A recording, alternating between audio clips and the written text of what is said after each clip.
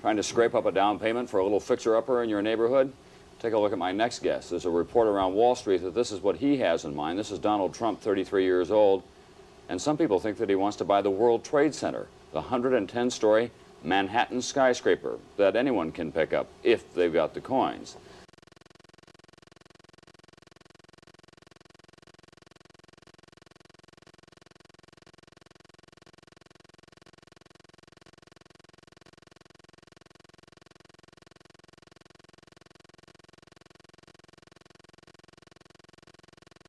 Trump has said, quite seriously, that he's a good enough bargainer to negotiate a nuclear disarmament treaty with the Russians.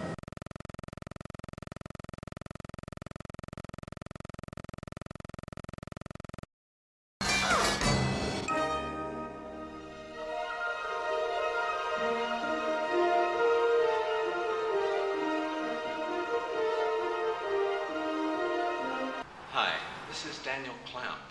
You know, no visit to New York is complete without a tour of the world's most fully automated office building. My Clamp Premier Regency Trade Center and Retail Concourse, headquarters of Clamp Enterprises and home of CCN, Clamp Cable Network Television.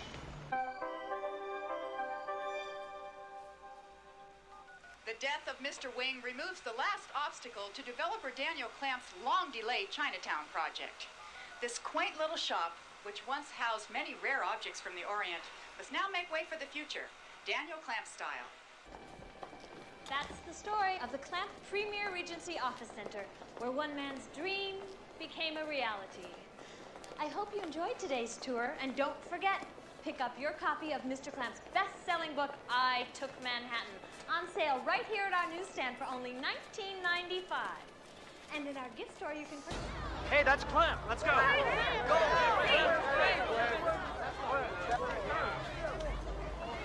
Mr. Clamp, is it true the building's been evacuated? Sir, is the building on fire? No, that's a false alarm. We've just got some, problems. Problems? You got a guy in there in a Dracula costume broadcasting stuff with little green monsters. Are you trying to panic New York City? Absolutely not. So the monsters are real? I didn't say that. Then when are you saying this? Just what I always say, Mike.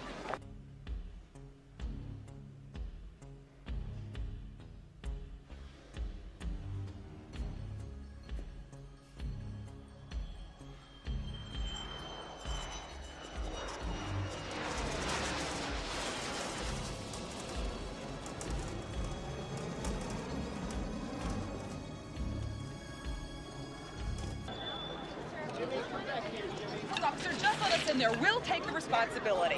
Forget it, lady. Most of the people are out of there now. Then what's in there? I've been to Beirut. Yeah? I bet they miss you there.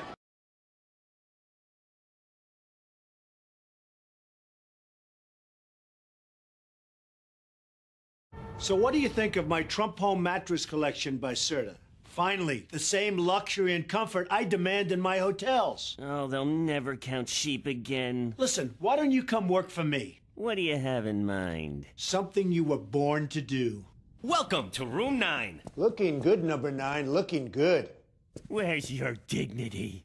Save now on this Trump Home Luxury Suites mattress during the Serta Luxury Suite Savings Event, now through Labor Day.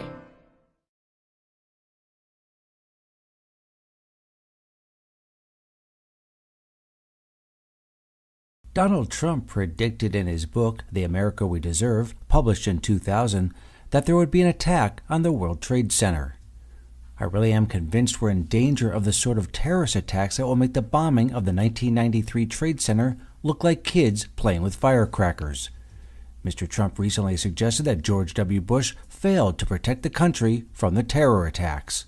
When you talk about George Bush, I mean, say what you want, the World Trade Center came down during his time. In his book, Trump mentioned the mastermind behind the threat by name. One day we're told that a shadowy figure with no fixed address named Osama bin Laden is public enemy number 1, and U.S. jet fighters lay waste to his camp in Afghanistan.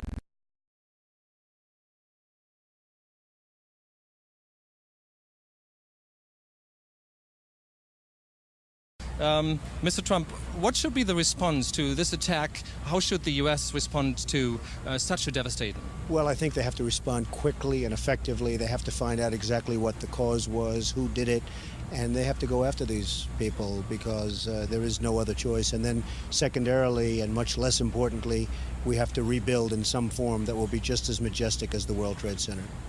What kind of cost would you estimate to rebuild this area? How much money has been lost in the attack? I would say $15 to $20 billion. You're talking billions and billions of dollars, and it's irreparable.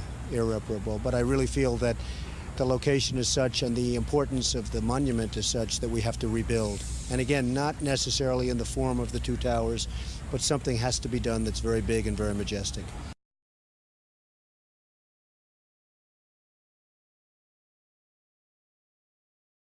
Would you like to be the President of the United States? I really don't believe I would, Ronna, but I would like to see somebody as the President who could do the job, and there are very capable people in this country. Why wouldn't you dedicate yourself to public service? Because I think it's a very mean life. I would love and I would dedicate my life to this country, but I see it as being a mean life, and I also see it as somebody with strong views and somebody with the kind of views that are maybe a little bit unpopular, which may be right, but may be unpopular, wouldn't necessarily have a chance of getting elected against somebody with no great brain but a big smile.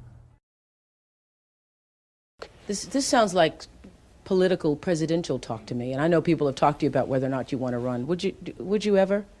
Probably not, but I do get tired of seeing the country ripped off. Why would you not? I just don't think I really have the inclination to do it. I love what I'm doing. I really like it. Also, it doesn't pay as well. No, it doesn't. But, you know, I just probably wouldn't do it, Oprah. I probably wouldn't, but I do get tired of seeing what's happening with this country. And if it got so bad, I would never want to rule it out totally, because I really am tired of seeing what's happening with this country, how we're really making other people live like kings, and we're not.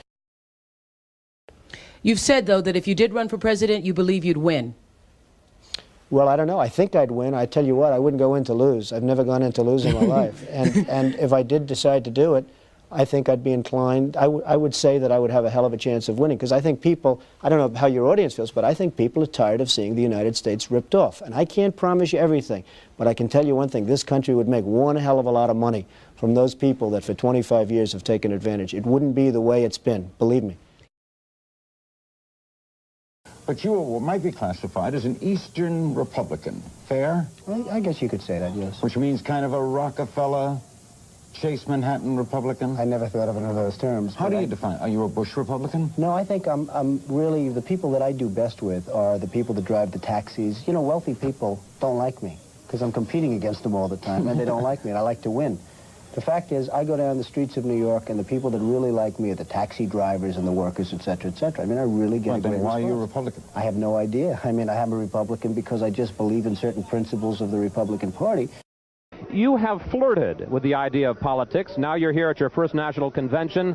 Does that get you interested in possibly making the plunge? Now you have to tell me something. Who told you I flirted? Well, I didn't know that I flirted with. Well, you took out full-page ads in the New York Times to talk about your foreign policy. Some people would say... I do feel very strongly about the country. I love the country.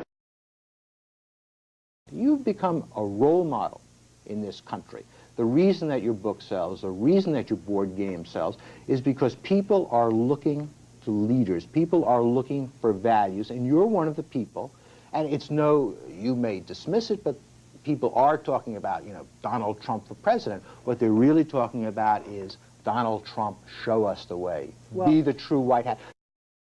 I'm, again, somebody that has a good instinct financially. I have had historically. I followed markets. I've been going in the right direction, whether it's New York real estate or stocks or whatever. I know from a common sense financial standpoint that something has to burst. When a country is losing billions and billions and billions of dollars a year, and when other countries are making hundreds of billions of dollars, something is going to burst, and it's going to start here. I know it. It's a question of when. To me, it's not a question if, it's a question of when. And unless we're going to solve our problem, and the problem is caused by our allies, unless we're going to solve that problem, this country is in very, very big trouble. And I'm not talking recession kind of trouble. I'm talking depression kind of trouble. Would you really like to take over and run and run the country as you have run your organization? I would much prefer that somebody else do it. I just don't know if the somebody else is there. I don't know if we have the kind of advocate that you need. We need major surgery. This country needs major surgery. Are you the surgeon? I think I do a fantastic job, but I really would prefer not doing it. Are you saying you will take it home if drafted? No, I'm not saying that. I'm saying that I hope that somebody comes along who can be an advocate, and I think that somebody will be so popular. But you haven't seen he anybody. or she will be the most. But I don't see it now. I wish that person were there. But again, I do know one thing. It's not a question. This country is losing hundreds of billions. It's not a question if, it's a question when.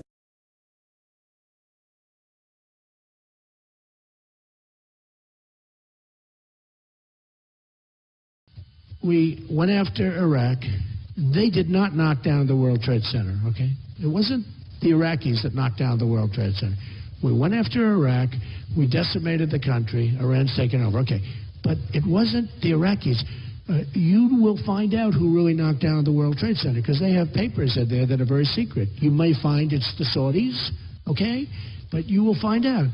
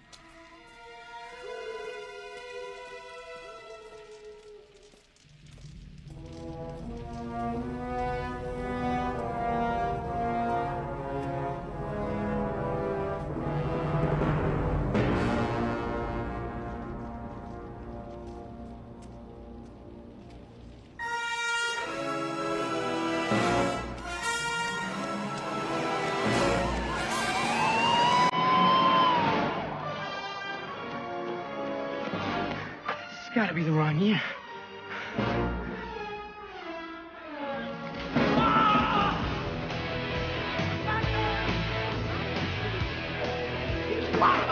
Watch where you're going.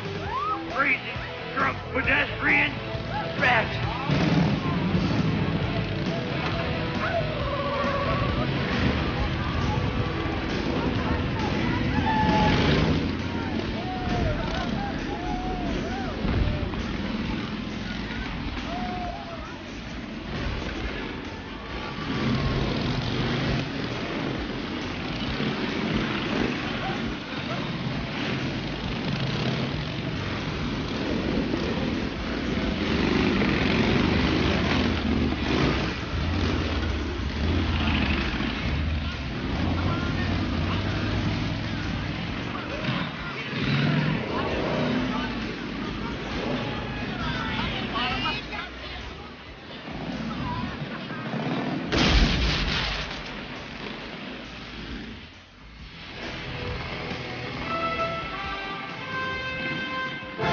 Ladies and gentlemen, welcome to the 5th Tannen Museum.